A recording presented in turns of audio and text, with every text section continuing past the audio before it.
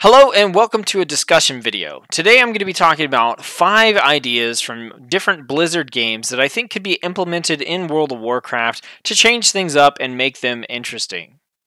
Now, I know that some of the ideas, all of the ideas that I go over in this video are going to be subject to scrutiny, and I just wanted to let you know ahead of time that there are lots of caveats to these ideas. When I express a certain idea, I have already gone over, well, in this case, it doesn't quite work, and etc. So I know that in the exact form that I express them here, not all these ideas are going to work in every situation. But that's okay, because either Blizzard can figure out how to balance things, or maybe I can deep dive on each one of these individually in future videos and talk about how I might solve some of the problems. Now, what I mainly want to focus on in this video is just talking about the big picture. These are ideas that I think would be good. Maybe we have to figure out the implementation for them, but I just think in general they're things that I'd like to see in World of Warcraft. Now, I also wanted to use ideas from other Blizzard games because these are ideas that they've already tried somewhere, they've already implemented, so I think this would increase the likelihood that we could see something like this in World of Warcraft because they already have a proven example of how it works in a different game, and they also have a development team that they could reach out to in order to help them implement that feature into World of Warcraft. All that said, this is going to be pretty much just a talking head video. I've got some stuff in the background, but it's not really relevant to what I'm talking about, so feel free to Alt-Tab, put this in the background, whatever you want to do, and join me as we go into this list. So, the first thing on the list is an honorable mention. I'm cheating a little bit here right off the bat, and I wanted to talk about a feature in World of Warcraft that I think could definitely improve World of Warcraft if it were more widely implemented. So, honorable mention is world quests everywhere. Now, not everybody likes world quests, and that's fine. I'll get into some of the reasons why I think, this is a pretty good idea in general here in a little bit, and why I think that even the people that aren't crazy about world quests would probably be okay with this idea. Now, in World of Warcraft, we have all these zones that we've done in previous expansions, in the core vanilla content that came out in original WoW. We have all these zones, all these places, all these things, but when you're involved in the current expansion content, you hardly ever go back to them. Even if you're big into legacy stuff like I am, there are still zones that just don't have anything in them. There's no reason to go back to them. There's no raid or anything like that. And I think that by implementing world quests everywhere in every zone, this would give players a reason to at least go back into the zone. Now, let's touch on a couple of things here. First off, right now, I don't care. Blizzard doesn't have to revamp all the zones. They don't have to make super interesting world quests. Just put them in there. All I'm asking for is a reason as a 120 level character to go back to the Barrens and have an incentive to be there, not just kind of go back there because I'm nostalgic or there's some wanderlust. Just give me a reward for going out and seeing your world. So, world quests in their current implementation are very much, concentrated. A lot of people, myself included, are very focused. We're super hyper focused on the world quest. We go to the zone, we go straight to the world quest, we do the world quest, we hit the flight master's whistle, we're back at the flight path, we go to the next world quest. There's no stopping, no looking, no sightseeing, no anything like that. It's boom, bang, we're done, on to the next one. Now, a lot of people think that the world quest content is not very good, and that, going to kill 10 of this, or kill this thing, or having to kill, fill up this percentage bar is not good implementation. I'm not here to argue that aspect of it. I'm just here to say, put those world quests in every zone.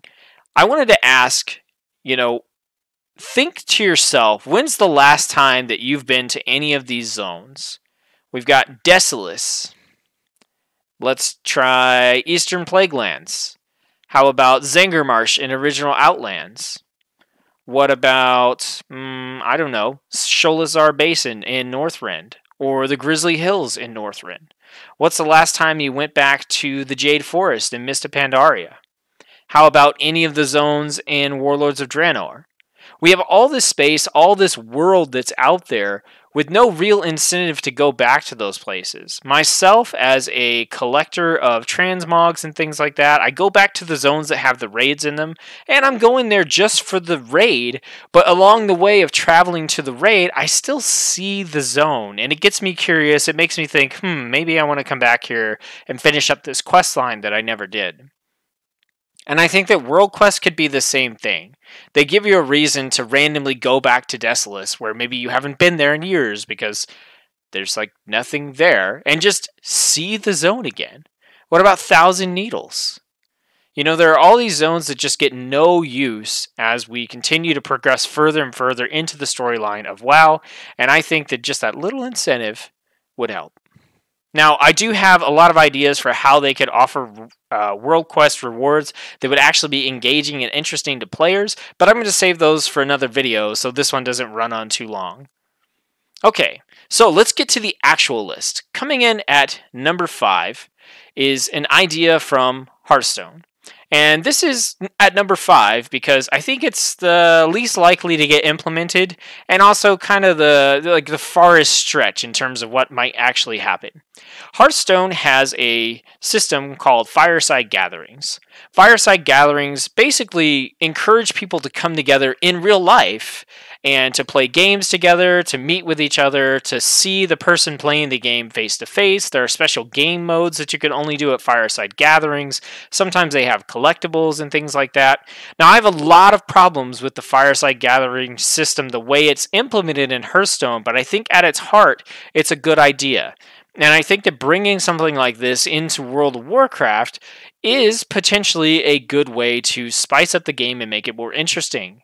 Imagine if, for example, your city, someone decided to hold a fireside gathering for World of Warcraft where you got to come out and you got to run a dungeon together with people in real life.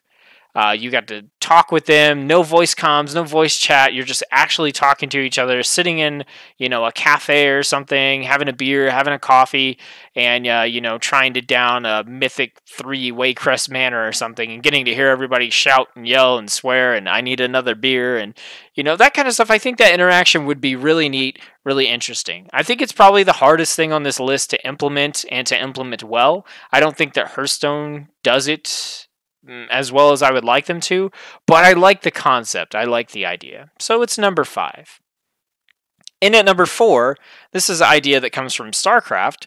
In StarCraft 2, they introduced a feature called Arcade. The Arcade basically would allow custom map creators to sell their maps to other StarCraft players. And so this kind of showed me that, okay, well, in this game, there's a desire for these custom maps, and Blizzard has already gone ahead and been able to say, yeah, you guys can sell them through our marketplace. So what I think would be an interesting concept for World of Warcraft along the same lines is allow people to create transmog sets. Now, we'd have to have the feature implementation for this, but even just with what we already have in the game, imagine that you go to the transmog vendor, you can already set up a transmog the way you like and save it as a set. So take that base concept, but then expand it out. Now allow people to save their different transmog stuff, but let them modify the armor even more. Dive down deep, even if you don't want to give them full control over how everything looks. If you had little points, like say you had a shoulder pad and there were like, you could just put like a spike on it, or you could add a bone to it. You had some little connector points so that you couldn't fill the whole thing up with a bunch of spikes and look like a hedgehog, though that might be cool. But you can still kind of customize what's going on there. Let people add different types of textures. So maybe you have like a patina on your metal armor, or maybe you can have like a worn leather look or a pristine leather. Let people dye the armors, change the colors, all these sorts of things, and then save them as a transmog set. Then allow those transmog sets to be sold to players.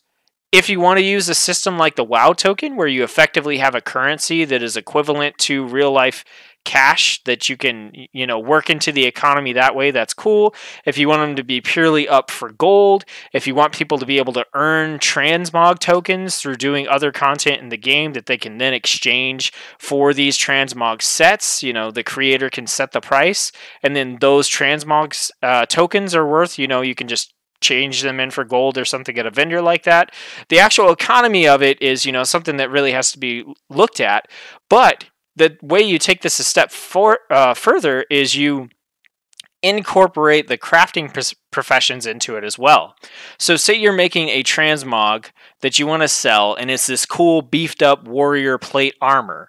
Well, before you can sell that transmog to someone, then you have to go and get the materials. Like a blacksmith would have to craft armor plating from you, and they've got to get the materials from a miner, and then you can piece those into your armor sets, and then you have to go to an inscriptionist who can make dyes, and they help you make the dyes to color the transmog the same way. If you need a cape, then you've got to go to a tailor and get that all made up.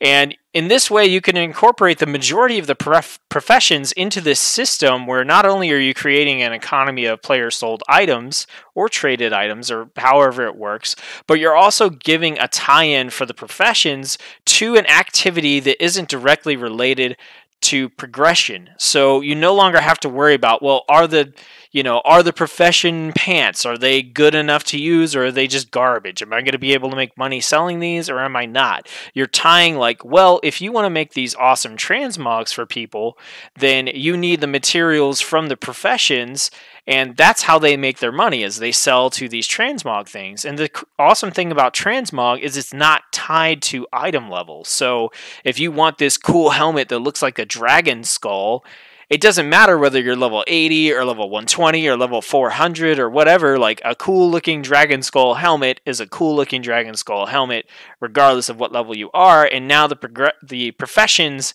have something that they can actually create that helps that. That's the general idea. I know this one has a lot of things to be worked with the whole economy thing and, everything tying it together. But I think it's a cool idea to allow players to effectively create these things that they're then able to sell to other players and incorporate other aspects of the game into it. So it's not just a purely like design driven, I need to make money, just me kind of system, but it actually connects various people through their professions and, all that kind of stuff together. All right, number 3. This one is from Overwatch. So Overwatch has a system in place called a consecutive match bonus, essentially. Bringing this into World of Warcraft, I would basically call it a consecutive grouping bonus. And in Overwatch, what happens is when you play a match, and you get to the end of the match, you're done, you have the option to leave the group. And if you can leave the group for whatever reason, maybe you just had time for one match, or maybe you didn't like the group, etc., etc. But if you stay with the group, then you are giving bonus experience at the end of the next match. They may have changed that since the last time I played, but that's effectively how it works. So what I think would be interesting to do in World of Warcraft is implement something like this for anything that uses a group finder. A big problem with World of Warcraft these days, in my opinion, and I think in the opinion of many people who played back before the group finder was around, is that you don't find the connection between yourself and other players like you used to.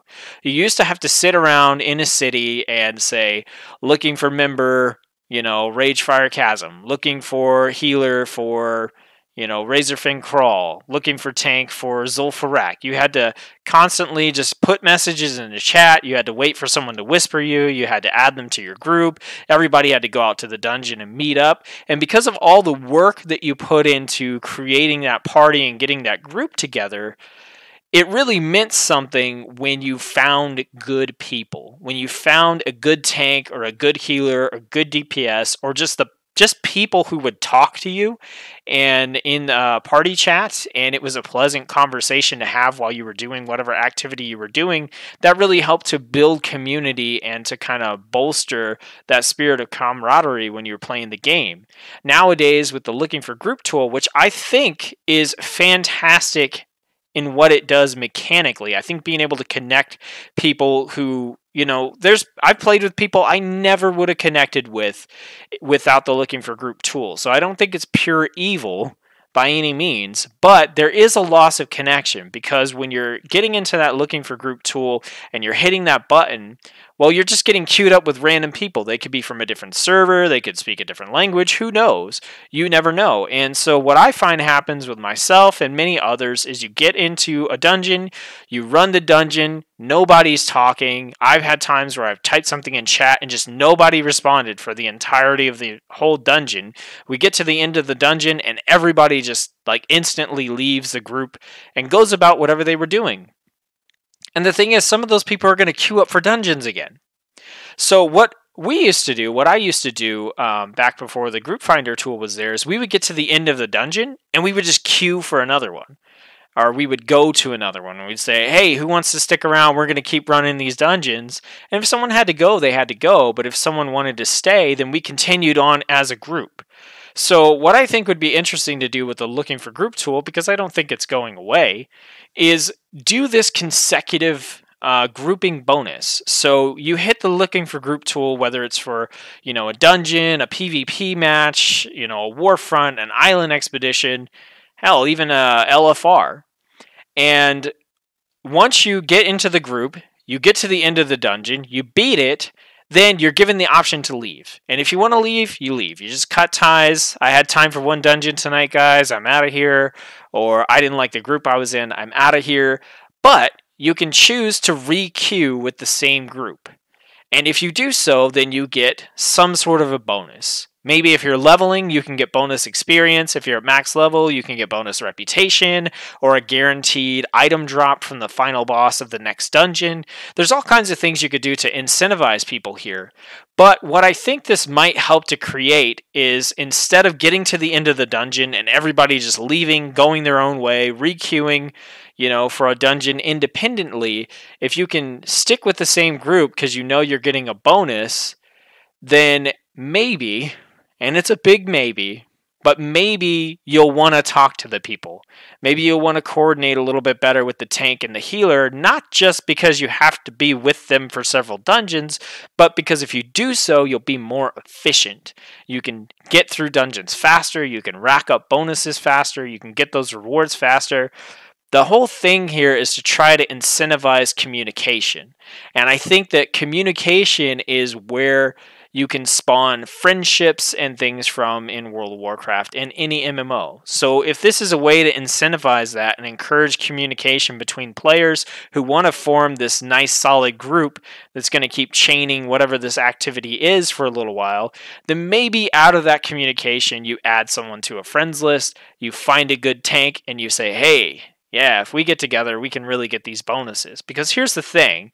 The looking for group tool, you can still queue with, pretty much up to whatever, like one short of the maximum needed to play. So if you're queuing up with a party of 4 to do a 5-man dungeon, that's fine. You're still using the looking for group tool.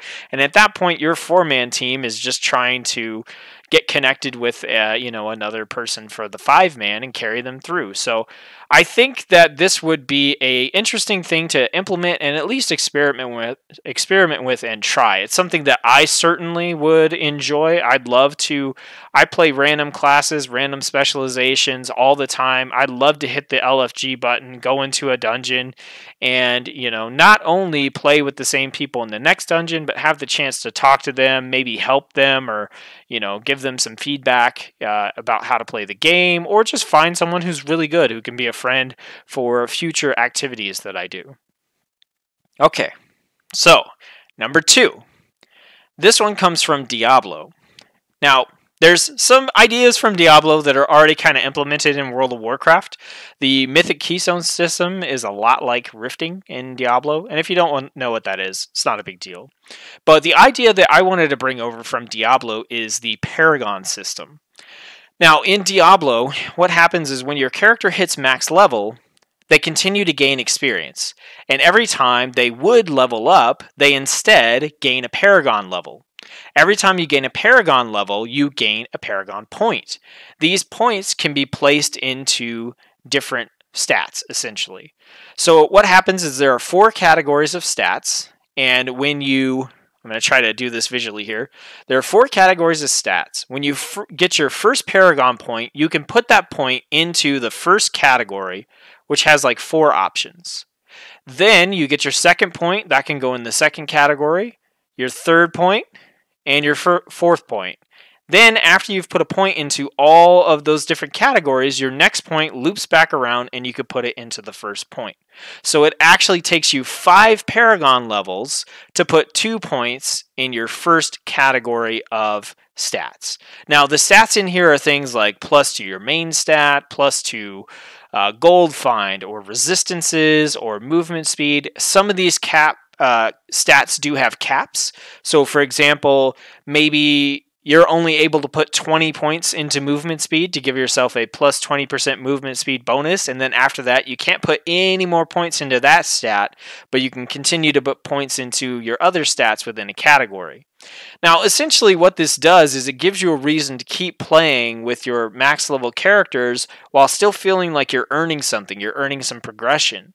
The other thing with this system is that when you hop onto an alt character, your Paragon level is account wide. It's not tied to a specific character. So what that means is that when your alt character is playing, you have all the Paragon points you've accumulated to put into categories for them as well. So if you're Paragon level 200, then when you get on your alt character, even if they're level 1, you're able to put 200 points into those different Paragon categories, and this makes your alt stronger.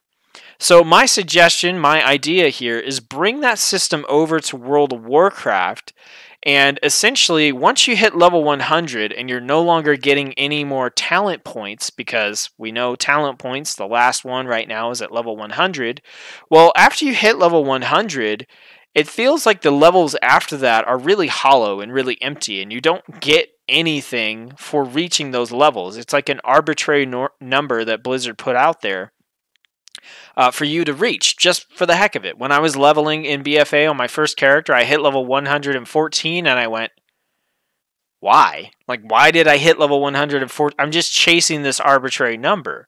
But if instead at level 100, after you started getting a level after that, you were able to earn one of these Paragon points. And my thinking for this is that they could apply them to a mini talent tree like the old talent tree, where you actually put points into things and went down into a tree. Just something really simple. It doesn't have to be crazy. It can be main stat. It can be movement speed. It can be your secondary stats. You know, you're never going to get enough stat for it to drastically change the balance of the game, but you get enough to feel like you're making a difference with your character. I mean, it may not feel awesome to have, you know, plus 20 strength on your warrior, but, you know, if you're on an alt character, because we're carrying that concept over as well, plus 20 strength on an alt warrior who's, you know, level 1 or 2, that's a pretty big deal. So allow us to earn these Paragon points from level 100 all the way up until whatever the cap is going to be. Give us that point. If you have to take some of the options that are going to be in there and put a hard cap on them and say, well, you can never gain more than 20% movement speed, do that. I think this is a really interesting idea, because as someone who goes back and does legacy raids, if I could dump all my Paragon points into movement speed just so I could get through the raids faster and do the transmog farming faster, that's something that I would feel like I was actively earning, and, you know, that would be worth leveling my character for that. Now, with World of Warcraft, I know I mentioned that some of these ideas in their the way I'm stating them now have a lot of issues, and I realize that, and I'm not going to address them all here. I did want to talk about one big caveat for this one. With Diablo, as you get an alt character up to max level, they start earning experience, and all of their levels contribute to your Paragon points as well. Now, I could see this being a problem in World of Warcraft because you have a max of 50 characters. I think some really hardcore players would, you know, see this as a way to really max out their character and want to level like 50 characters all the way to max to have the maximum amount of Paragon points, which is not necessarily a bad thing, but I think it would be a concern. So my suggestion would be cap the Paragon level at the number of classes times the number of levels above max level. So right now we have 12 classes, we have 20 levels above max level, so the max Paragon level you could achieve would be 240. It just stops there. What this means is that you get value from leveling one of each class all the way to max, but you also get the freedom to say, I don't care about any of these other classes, I'm just going to level 12 warriors. And I think that's a way to kind of put a stop to, having people trying to level 50 characters all the way to max just for, what ultimately doesn't really amount to significantly huge stat change, but will matter for people who really min-max.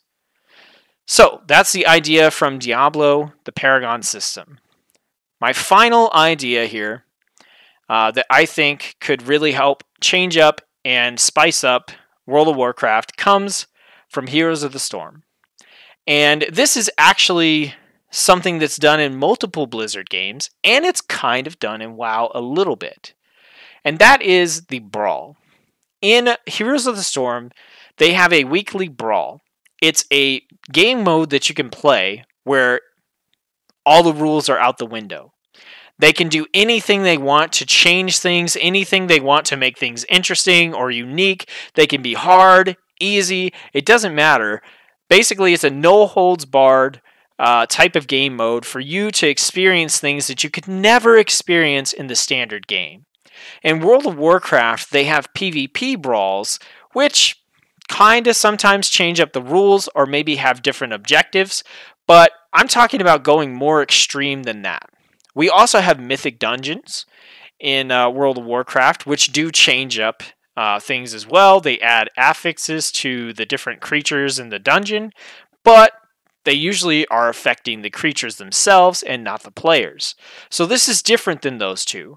What I'm talking about is, imagine if you could queue up for a dungeon and spells had no cooldown. Or let's say you could target friendly characters with their damaging abilities and they healed them instead. Or maybe heals did damage to the enemy. Or the enemy only hits you for 100 damage, but you're naked the whole time you're running the dungeon. So you just got to punch the enemy to death.